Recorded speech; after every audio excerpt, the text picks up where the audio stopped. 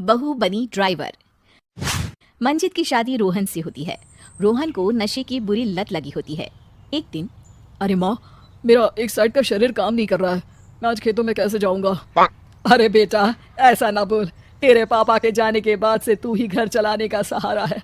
मैं डॉक्टर को बुला लाती हूँ। देखिए बहन जी, रोहन के शरीर के एक साइड में लकवा है। अब वो कभी ट्रैक्टर नहीं चला पाएगा।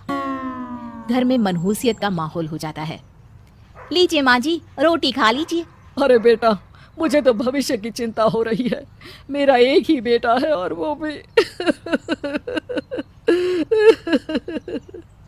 माँ जी, आप चिंता ना करें। जब तक ये बीमार है मैं खेत जाकर काम कर लिया करूंगी। वैसे भी नशे के कारण इनका शरीर काफी कमजोर हो गया है। अगले दिन मंजीत खेत में जाकर काम कर शाम को घर लौटती है। ये ले बेटा, पानी पी ले। कैसा रहा काम का पहला दिन?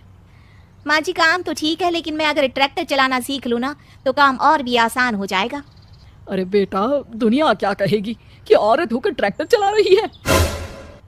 माँ जी, या तो हमें दुनिया देख ले या अपना घर, कोई बात नहीं। जब ये ठीक हो जाएंगे तो सब ठीक हो जाएगा। अरे बहू, जरा बाहर तो आना। जी माँ जी। बहू, तेरे मामा जी आए हैं, तूने बुलाया था ना?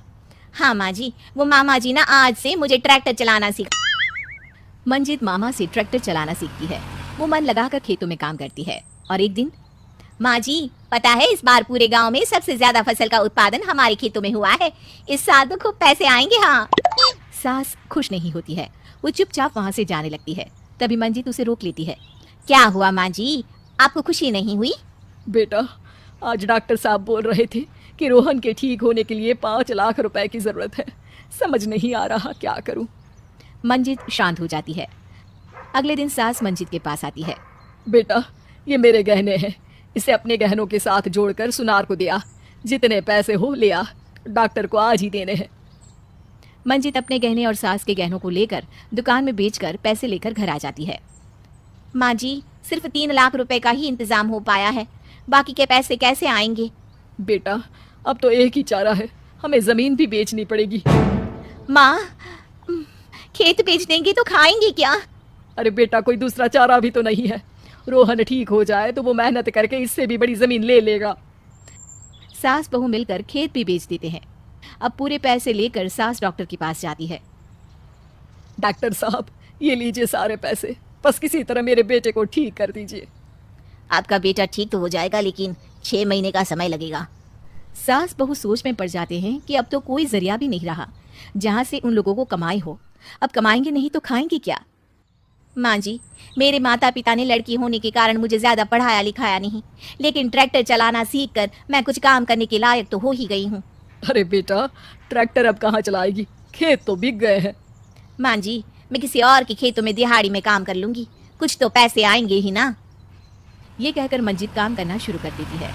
जैसे तैसे उन पैसों से गुजारा चल ही रहा था।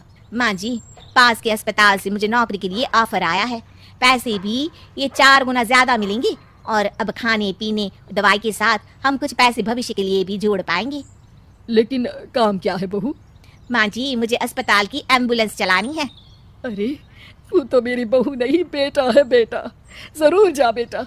और हाँ, तूने पूरे गांव में एक मिसाल कायम कर दिया कि हर काम हर कोई कर सकता है। उनके लिए लड़की या लड़का होने की कोई जरूरत नहीं। मंजित मन लगाकर काम करना शुरू कर देती है। आगे जाकर वो खुद का एम्बुलेंस भी खरीद लेती है और अब तो उसका पति भी ठीक हो जाता है और सब पहले से भी ज्यादा खुशहाल जिंदगी जीने लगते हैं।